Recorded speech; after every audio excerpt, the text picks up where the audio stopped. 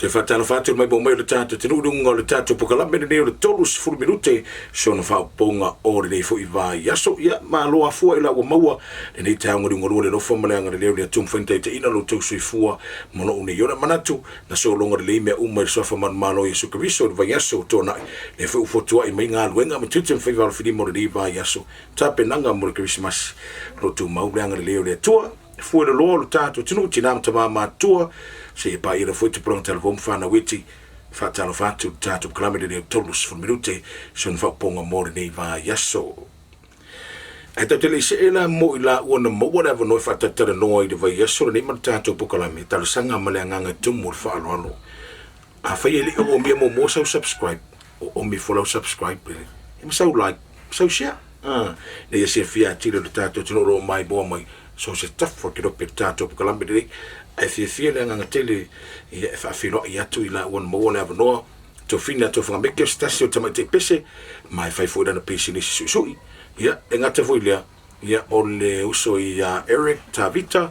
ia fa per fo ia na uso fo ia Ben Macris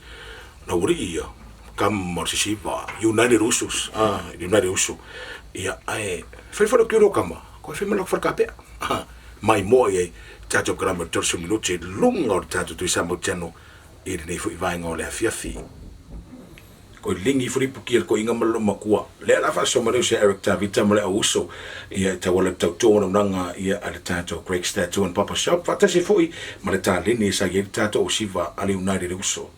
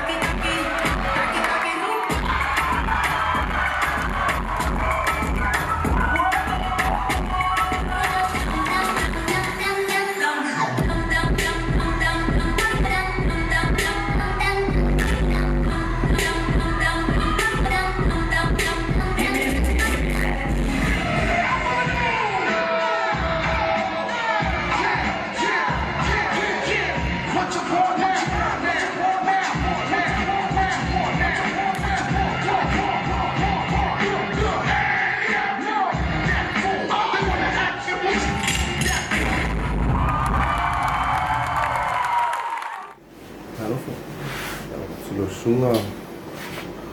se yuli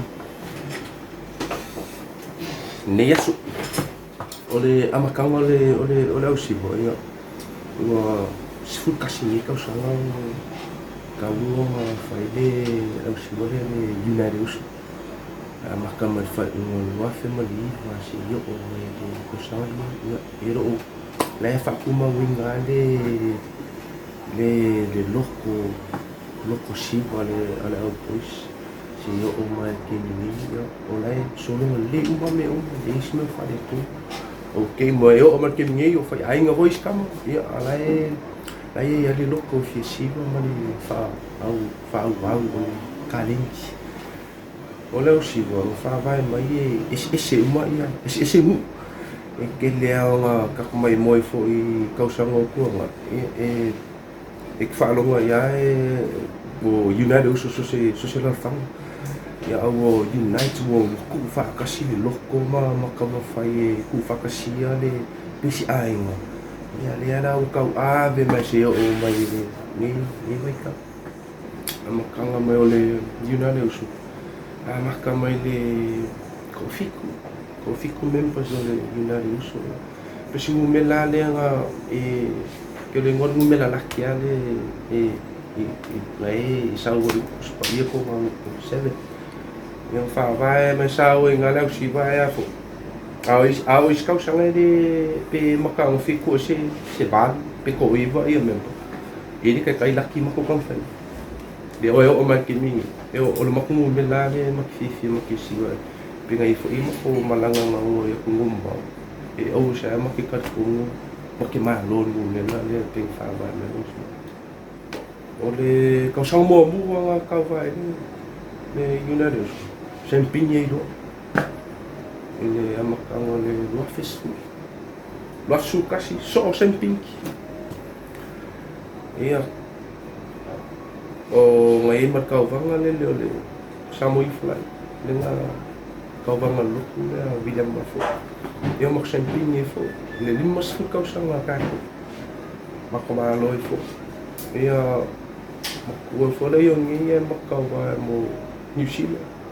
makomalo fo kauvanga New Zealand, Australia, kau vai Sydney ma Brisbane, makumalo I Sydney. Ia makau sanga numa vai ya, makau representing a fo ile Samoa, mo le Pacific, hip hop le fai. Ya, makau mai fo maripu. Ipo kau vangangan Pasifika. Ya. E fai singa ke o ngai malo nga malo. Le wa kimi le sa wa kim fa vai mai le skolu. Le skolu le si ko life le me ngaki.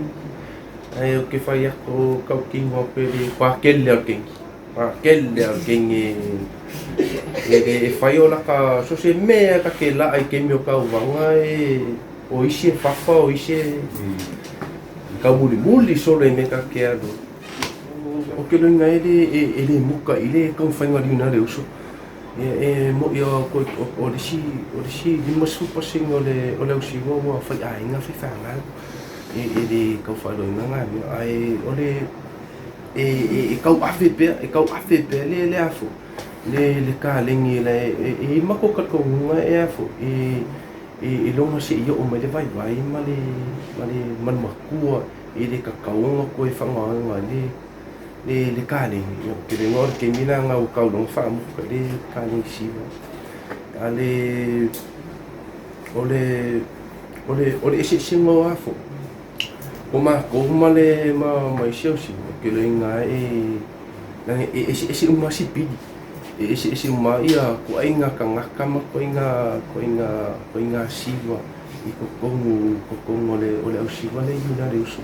o me malusia ma o ke kariko wa uia ma loko lau poise fo kasia le loko fai ele le au siwa nge o le United uso ia o kalengi ama nga va au fo mai le ese merkano ai nga fa nga ile se vai kimi o kuanga ia o ese fo ia le round o ia le kenini ia pe o nga ka pe fo la makanga ma ia o ia le sui ma lo si lo o lo ku ma kini pe ile kali ia kus ia o whainga ka nengi wa se lo pasingi ka wanga ka lo fai ma ka ia la ka lo ma lo si le whainga ka Suscarinha o ia o United uso ia mo whainga wo Yo au peu uso peu ainga le gaming yo ale kumai le pisinisi ma whakape ma le whale o kiu ia o kana ngoi lunga o se lengi ma kilo le kausingo ainga e o le clicks tattoo and pop shop o le ngole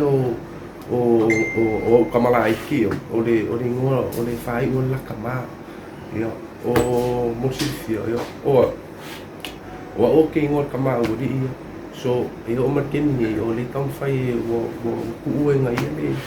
o le vanga maliu le kama la iki so o le o markeni ni o le kam fai kau AVP le ngole o le clicks o le o se kama la mo fianga le so nga me o siva ma le fenga pisinisi patole o le pisinisi wa kaka ainga le kaka isi o wa kaka ainga u finge fanga mo so lai ia mo le mero ia le fale o kiulu ia o le whakape ia right now ia o whaiasinga si lo le keiminge lockdown ia o le finau wa ma le kama whai ma le kamoe le ni kama whai aku ai ia o le aonganga hoi ngā le moke o kore ke leo si aso e whai mako community service ko e whaafo i kālengi le li i ma au ngamura kungu e kusa pole ale si leo le iai e whaafo i pero kālengi le li i ma whamoe le li i mangu ia i o muka pewhaia ia le mako au nganga ngā le ngā hoi kore ke leo e kāle sia ka i kasi e whaasolo mako o ki ngā ulu me whapenga mako e mako whangalele mako le Victor Elisara ave foi mako sosoangi banga nga ia ale pisingisi gaming e olo solonga le leipea o le maua lava ulu olo mau foi a pea e nika le alofa mai ale li ima sosoangi mine li le fai ia e kele ako inga design ese ako inga design e olo whanga inga gaming e ia o laka ika ia malaka ka pea ia e se foi mea ka ke le ika ia mai si ka pea e foi mea ka ke ilo e le ilo foi si ka pea kai pe foi o la ko ia usala o le ke le la o ko nga me o aka vanga le me fa penga i losa ma ako fo linga e le ke le la o ka ia o ko mamangu ia le foi la o ka i mamangu ma design fa penga kusala tau sanga kuanga mo mola wa vangoa lenga pai mo boy kukuwila wanga amaka mai kukuwila le tatau fest nga mo wela la wa vangoa nga wa ka pe lenga la ku I that time from 2018 lenga wa loi foila I kukuwila ele tatau fest lenga pai kukuwila it's a good opportunity for inga yaka ika ka ke learn mai fo I isi mela ka ke leilo from other artists from isi ka pe e le foi la ka lua ka maka ki kilo maka pu e mai foi I mea lai loa isi au ka pea ia o le o le mea o la ka whaasoa foi la ka lengi la I mea lai loa isi au ka pea I ka ki whaasoa I foi ngale o ke le foi ngala ka malama e maua mai but it's a good opportunity foi ngale ia I loa isi ka ngaka lai whafo e le foi ya ka sa mo le mea ke le sosoangi ka lengi le wa yai I le mako ainga le gaming kalunga amakala o ka pe au lima le ongo ka usanga kalunga ka pe ai ke le la ka pe ti le mako ainga I le ka lengi ke le fo ya ki na mako ainga ro yai ko fai mako fale me o maka vale everything ke le sosoangi o me fai ni ka le sia mungu e o ke le la ko sosoangi I la ka lengi no ia siva mai ngula le uso ku so ule kamiki kila kiki nga siva ko mako siva kalunga maka siva nga uwa ngai le fifi pinga I was the youngest in the crew that time yo mai gaming e ka wa ul pepe la siva ia ar kemila nga ia wa ka le lord ko ke le ke nga fi e mai ka ke five ka fo ka pa longo I leo marco ke le fo go mai gaming ia whaktaila wa se iuli ia matu sama general ia mare tosul minute po ina le nei mea le matu au nanga le whatape ma whale tiuru ia e fia I loa le mele o lo iai le matofa tapea o mai whale o tiuru o lo lalo le lote mau center I le lote mau mō ia e au tafa le IT song whale telefoni whaina whafsota I mai le numero le fitu tolu o no fitu o no iwa ia ma le mako Facebook page ma le mako Instagram o le Clicks Tattoo and Barbershop ngai alo I lava le ngon matofale ia o le emaili o le Chris Adolf click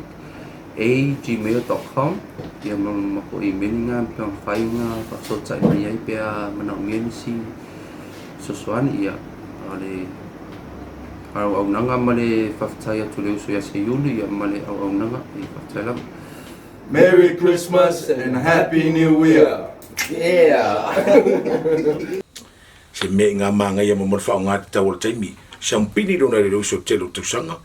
Tālini ro siva. Sau tūlanga fore le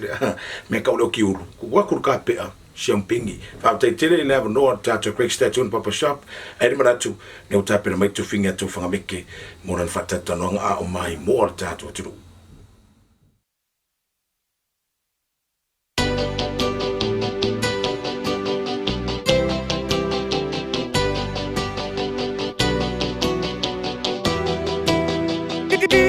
Production.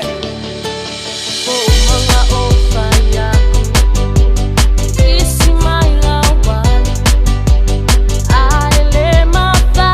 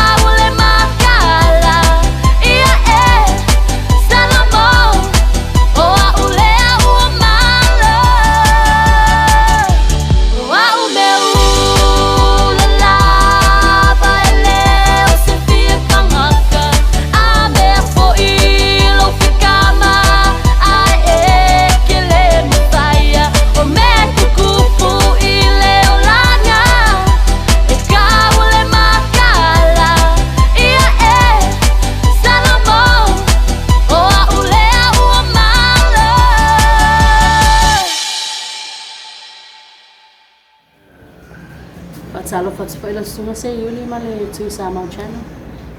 Ole mapisimisi na amat sa ile tu sanga lua fesu malima. Patalo ba alam sa na mafu ina mawale yene ke famali yang le tua.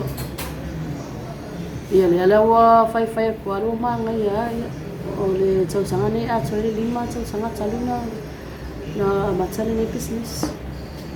Na amat sa maile mapisimisi sa mga gue pa atas. O isi taimi pesu ya mga gue nga ya mo taimi ne ya wa fika lava ile malo se tsa ya mali me la nga fatia na pai ya le la wa me ile mala asisu ile avivia ya wa ulwa kipia ma pattern ma vali ya ma paso lo ko ya ngi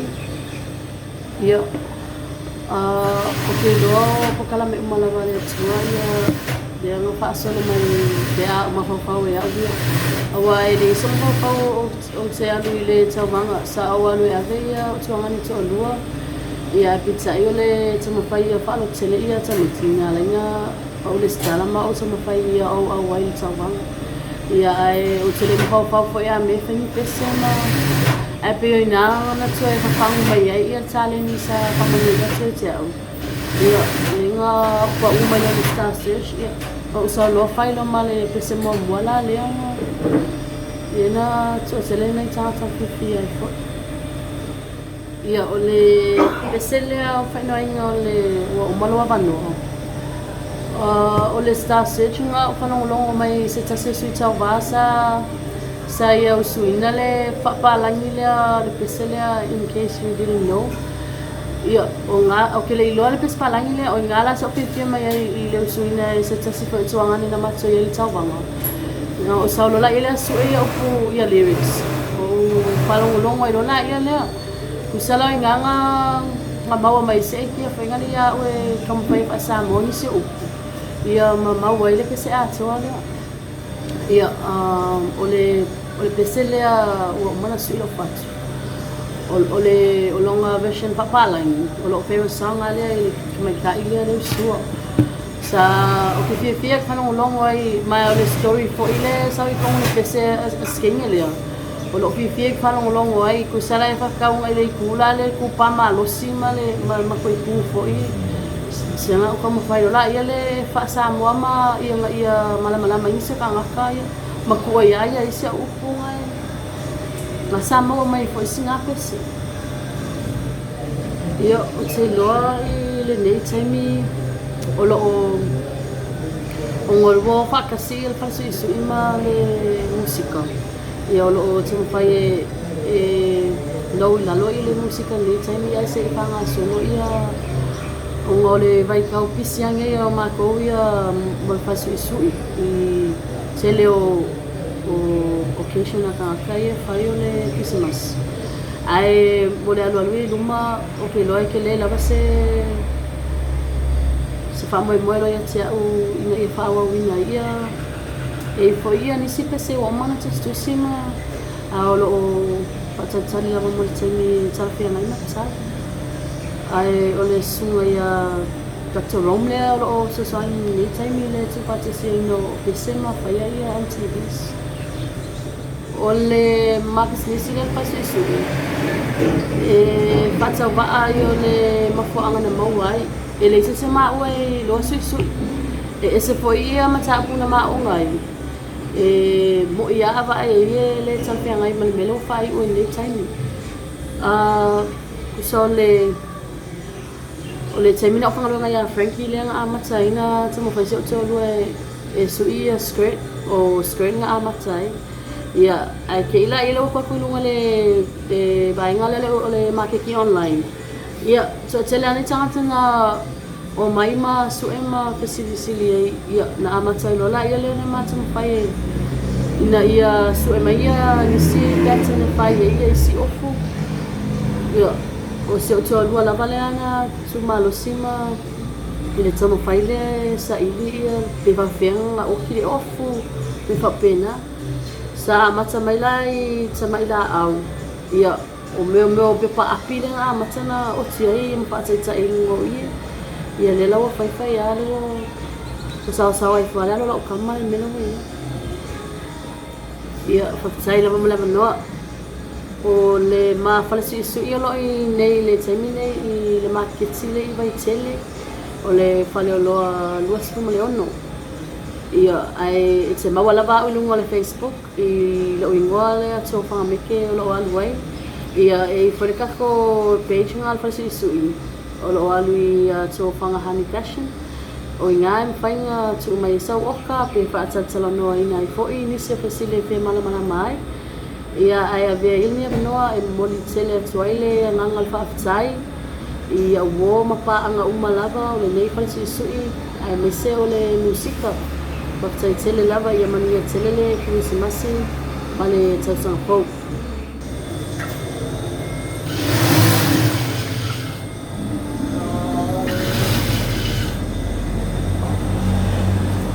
E nā we mai mua mai, I whasuki whaingoina tō whanga Honey's Fashion I nei vai tele maketi I a tātou mālo. Sa iri sau e lei, su e so ofu. Whao so tai numero telefoni, fitu lua iwa, fitu ono tasilua. Mai mua mai, tui sa mau channel, God bless. O ne nā we mai mua mai, whaasoa mai le uso ia Eric Tavita, ia pefu ia le uso ia Chris Mapen, ma le tātou vaenga le Craig's Tattoo and Papa Shop. I le tūlanga ono I lato tāleni siva pena I sirafia e mai mofo e mole maula uso ni la sanga na o iei sampini atino mau sampini sa moni I le tāleni o siva ma le tātou crew ali United uso atina ina o pisinisi tūlanga ono tiulu ia whatase fo I le tāleni le o tape ia pot whafunga ina o la wau ia ma le tūlanga fo le lo vanga mea tau tātou le ngata dina le ufa asoto fini ato whakamiki le tāleni le pese ma whātunga e peo na iosuina ia whaatase ma le pese nisi o tawatina ina a wāna wale no mana imanuia o ainga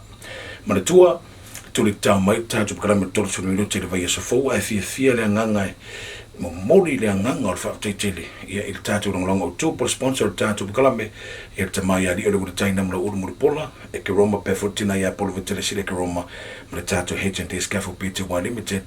ma le Ramadi Production I Melbourne Australia mo so pongo tātu tolu sunu minute te inga roto soifua ma lo na yola le vai asa fau ma le tua o le ava nomu muri le ni na sa idea po I sisi o le amola no whaatatara le vai asa fau o na vavai leo foi o tātou pukalame. Se tu ule ava noa I maru le aturu.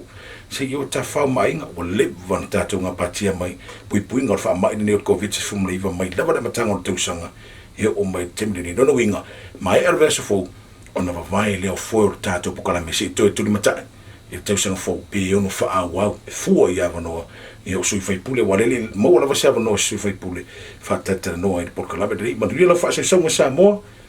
Tau wha soifua.